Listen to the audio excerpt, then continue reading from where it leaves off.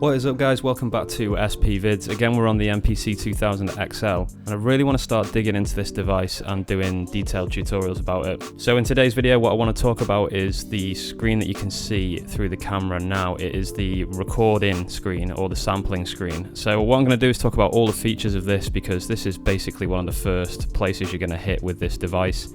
You want to be recording in samples and there's quite a lot going on this screen, so I'm going to go through everything and explain what everything does. So we've done the double tapping thing, so some of you, if you're already thinking about that, probably know how to record in already. But this video could still be useful because there could be some information which you don't already know. So in order to get here, it's very straightforward. You hold shift and press 4 on the number pad, which is sample, and that brings up this screen. So we'll start in the top left here, which you can see says input, and there's a choice between analog and digital. Now I can't choose anything different on mine because I don't have the digital input for this device. I only have the analog input. I'll do a shot of the back for you guys. 9 times out of 10 I think you guys will be going into the analog input in the back. If you do have the digital input, basically that is for connecting up to devices such as CD or DAT tape recorded at 44.1 Hz according to the manual, and it says 48 kilohertz sources are not supported. So if that means anything to you, hopefully that helps. It doesn't mean a lot to me. I tend to just stick to the analog, so yeah, we can go ahead and just stick with analog for that one.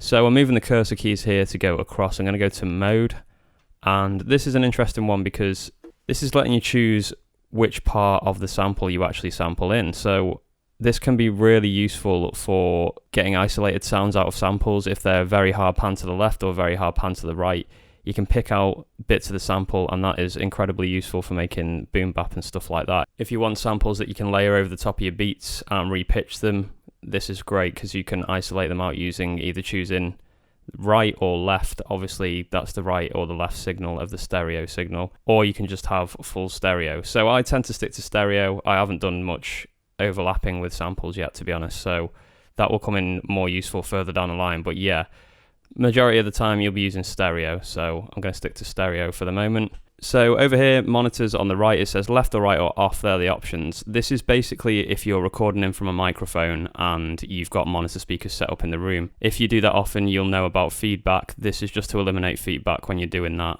So if you're recording in from a record player or anything like that, you're always going to be on left or right. You want to hear what's being recorded in. So yeah, off is strictly for recording in vocals and not getting feedback, basically. So down onto the second row, we've got threshold. Now what threshold does is enables you to auto sample, and if you can see here, the threshold is actually moving up and down the level meter. So what you can do is set a threshold, and when the sample coming into the device goes past that threshold, the device will start recording automatically for you. So yeah, you can do that and set it to wherever you want. I don't tend to use that very much, so you can probably just have it set all the way to the left. As you can see there, it's on infinity. So any sound that comes in will be recorded. But yeah, that can be useful if you're recording drum sounds, because you could just hit record and then play the drum sound into the device and it will automatically start recording when it hears it. So yeah, I tend to have that at 0.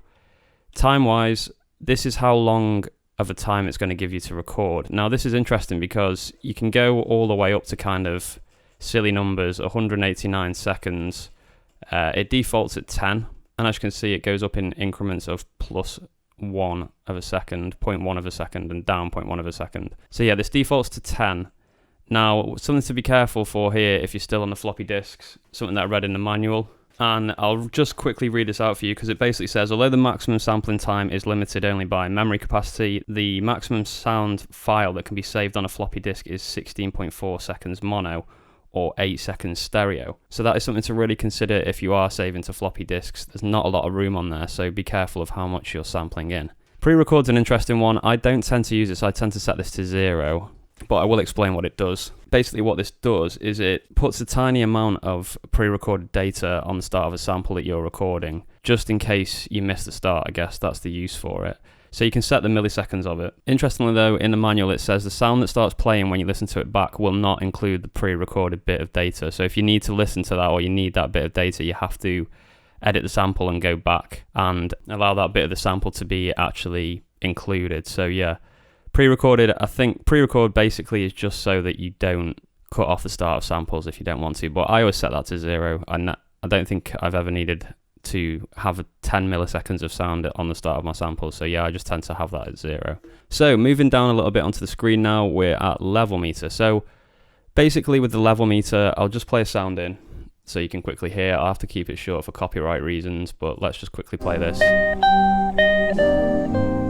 Okay, so hopefully there you can see what's happening. As the sample is coming in, it will go higher and higher up this bar depending on volume. So this is great for judging the volume of the sample.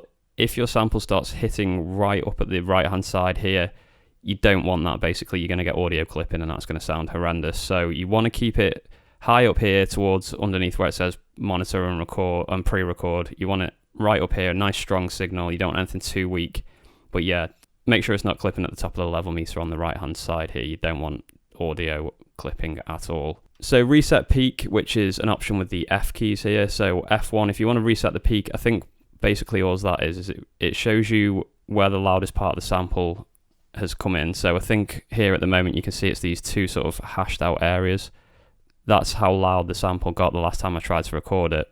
And I guess that's just helpful because you might want to adjust the record volume in, and therefore that shows you how loud it was the last time you tried to record in. I think if you reset the peak, yeah, it goes back to 0 again. So that's if you want to start again with your metering. Record obviously is fairly straightforward. That starts the recording of whatever it is that's coming into the unit.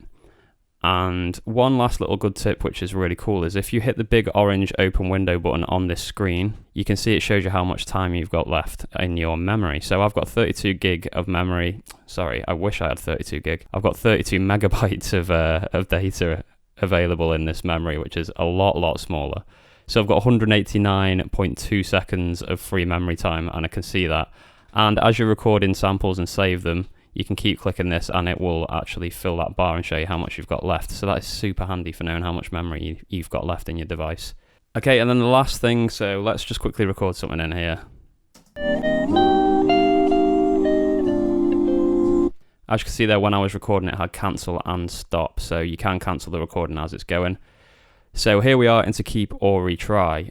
I tend to always just use keep, which is F5, and I never assign to note. What I always do is just put it in the memory and then I'll add it to a program later, but we'll go into that in another video.